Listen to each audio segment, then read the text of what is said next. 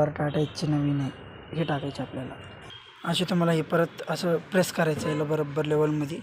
मग हे वायर इथून तुम्हाला बरोबर लेंथमध्ये घ्यायची आहे.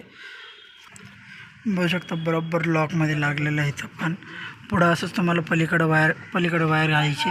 सायलेन्सर न लागता डायरेक्ट बॉश पंपला तुम्हाला सेटिंग करायची. मग तुम्हाला असं अडकून बरोबर बॉश पंपला तुम्हाला दाखवतो कसं घ्यायचं. मग तुम्हाला असं ओढून घ्यायचं आहे. मग इथं एक लॉक असतं त्या लॉकमध्ये तुम्हाला घ्यायचं आहे. हा लॉक दिसतोय तुम्हाला बरोबर. इथे एक कॅप असतो तो एक्सलेटर वायरचा, ते मेन जे असतं हे जे मेन हे लावायचे.